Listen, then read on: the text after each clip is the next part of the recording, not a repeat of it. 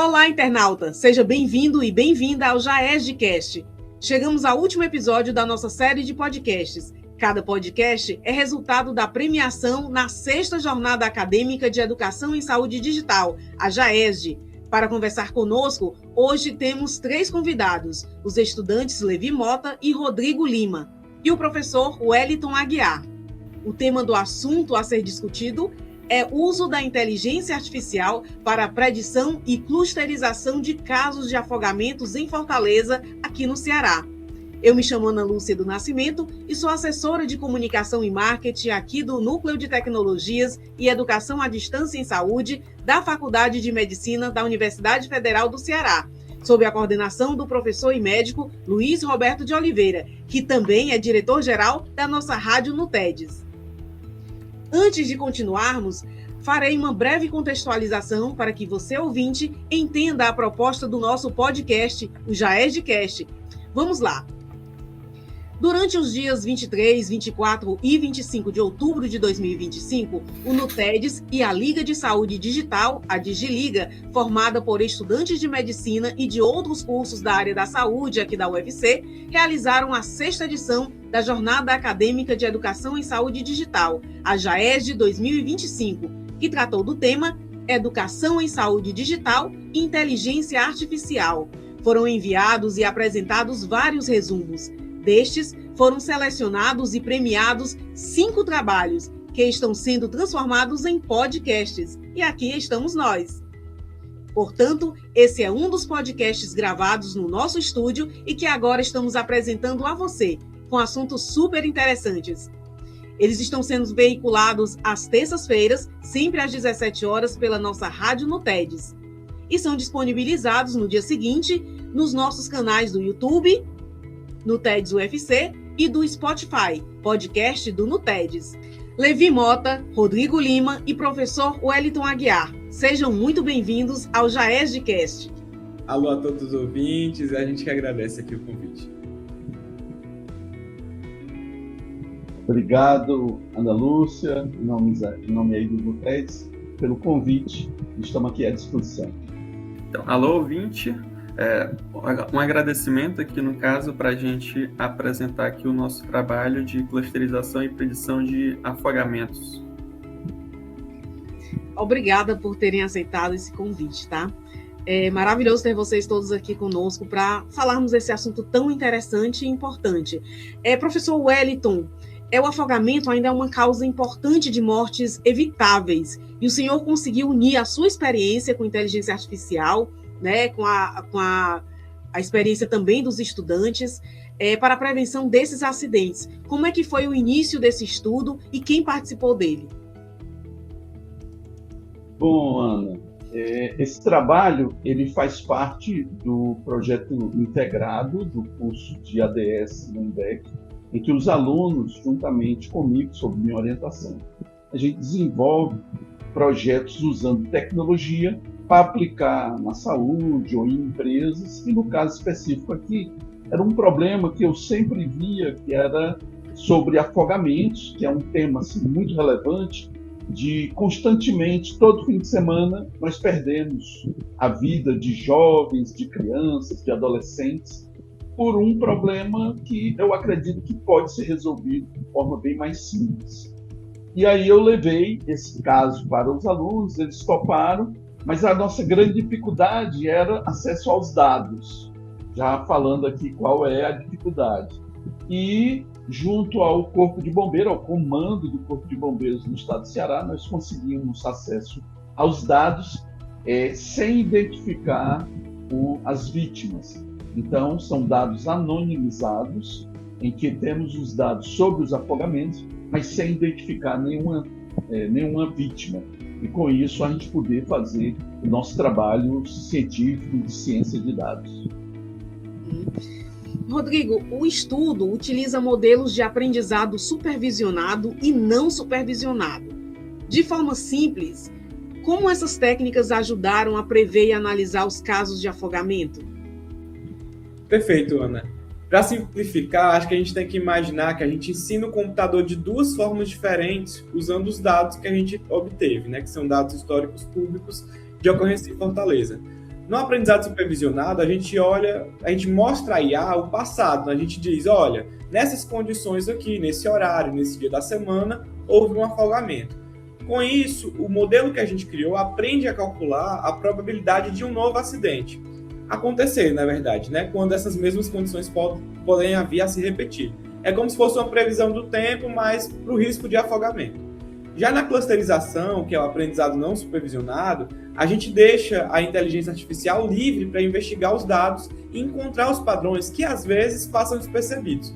Ela agrupa casos semelhantes, por exemplo, ela pode dizer, existe um grupo específico de acidentes que acontece muito com jovens em tal horário, em tal ponto da praia. Então, em resumo, um ajuda a gente a prever o risco antes que ele aconteça e o outro ajuda a gente a entender o perfil de quem está se afogando. Muito interessante. Professor Wellington, quais foram os principais achados do estudo em relação aos padrões de afogamento em Fortaleza? Bem, o que nós observamos, ainda utilizando só a estatística descritiva, é que muitas informações são possíveis de extrair da base de dados. Então, por exemplo, nós vimos que a maioria dos afogamentos acontece de 10 até as 15 horas, que principalmente finais de semana, que na época de feriados e férias, a incidência de afogamento é maior, que o grupo de jovens que tem maior incidência de afogamento é entre os homens de 18 ou de 15 anos a 30 anos. O álcool é um fator que pesa muito. Então, esses jovens estão na praia, estão na barra ali do Sabiaguaba, estão bebendo nesse fim de semana, estão se divertindo e ali tomam uma decisão de entrar numa onda mais forte ou entrar no rio, às vezes sem ter nadar bem. Então, esse é o que os dados apresentam rapidamente. E a inteligência artificial, a partir desses dados, ela tem condições de ver quais são os padrões e assim possibilita a gente predizer onde vai ter. E, Levi, a análise de clusterização identificou diferentes grupos de risco. Qual é a importância disso para a prevenção? O professor já começou a falar um pouco sobre essa questão, né? Dos grupos de risco, dos horários, né? Então, qual a importância dessa pesquisa para a prevenção desses acidentes? Pronto, basicamente, aproveitando aqui o Rodrigo e o professor Wellington já falaram, né? Referente à clusterização e à predição de afogamentos, basicamente serviria para, né, uma ideia de política pública para conscientização para a população, certo? Com base na clusterização, como o Rodrigo já falou, né?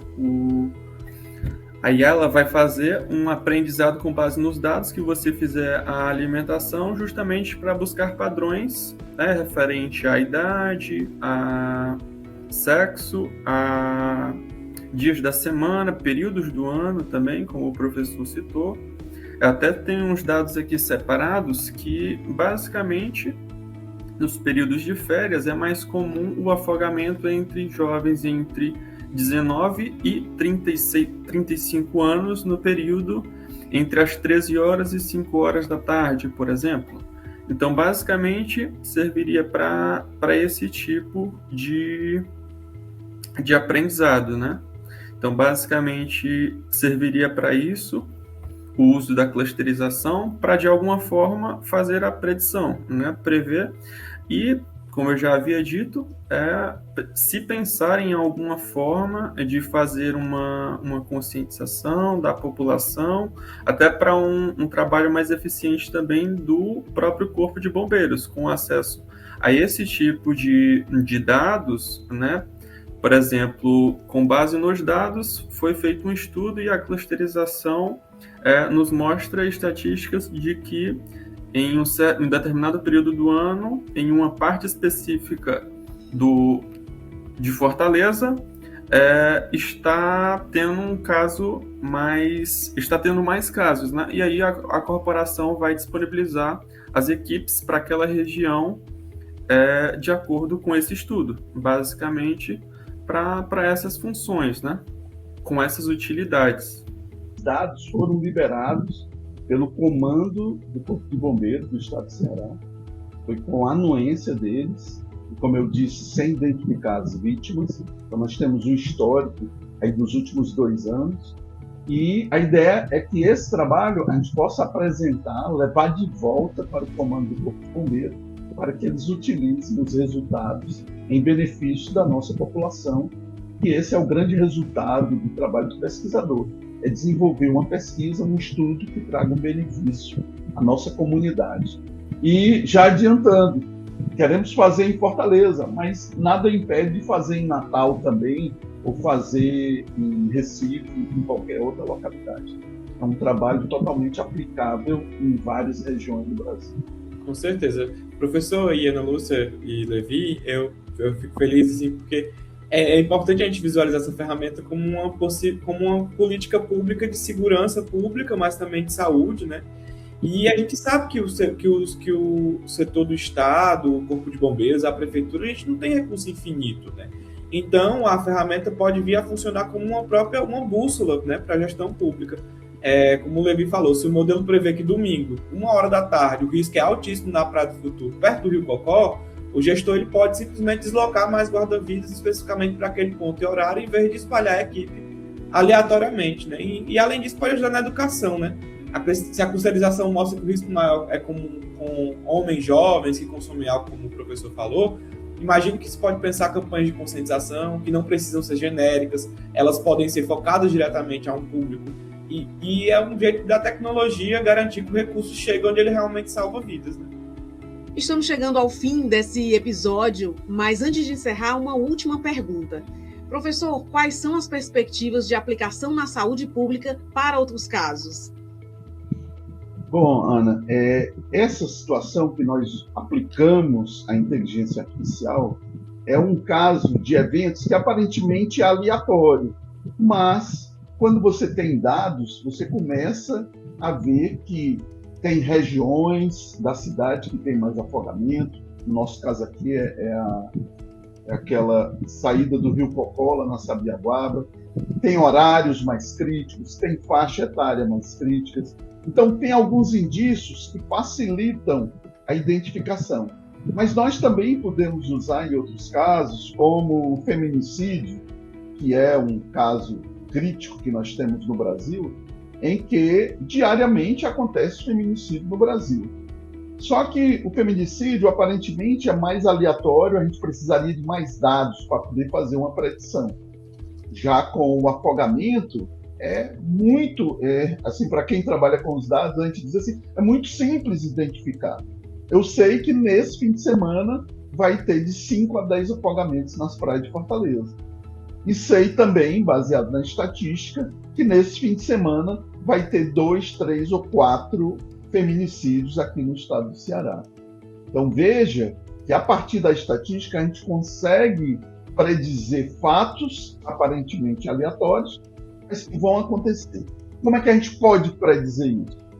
Aí a gente tem que pegar esse estudo, e aí o Rodrigo vai dizer aí para você o que é que a gente pode fazer com o estudo e com a pesquisa. Com certeza.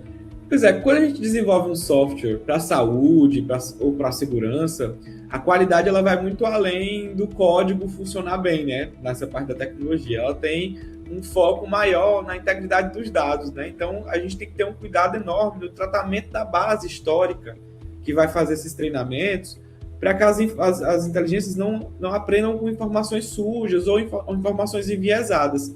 Então, o impacto que a gente pode causar, ela está completamente ligada à qualidade dos dados que a gente pode capturar.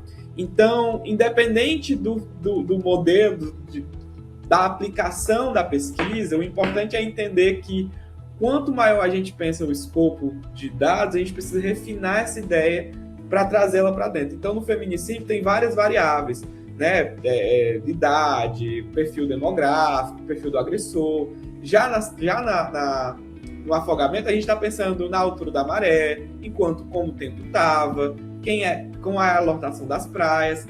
Então, as possibilidades são infinitas, né? Porque a ideia é de entregar uma ferramenta que que seja robusta na hora de tratar esses dados e que tenha um tempo de resposta rápido para dar segurança ao gestor em tomar ações, né?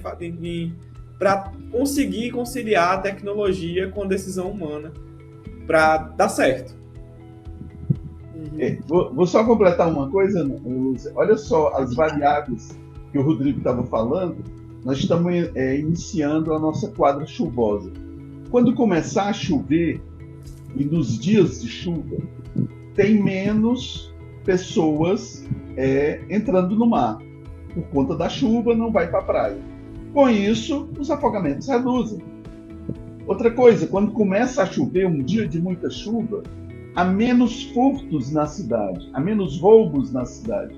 Porque o bandido ele não vai para o meio da rua para cometer o furto, ele não quer se molhar. Então, reduz também a criminalidade. Então, olha só, é uma variável chuva ou não chuva. Então, a gente precisa ter os dados, que é para poder, a partir dos dados, a gente poder planejar e predizer o futuro.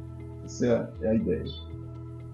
Fantástica a pesquisa de vocês, o trabalho de vocês, o resumo enviado para a JAESG, e agora com essa proposta, né, essa ideia de levar também essa ideia de tirar de um grupo para transformar-se em algo bem maior que vocês têm, é maravilhoso. Então, eu desejo muito sucesso para vocês nesse aplicativo, tá?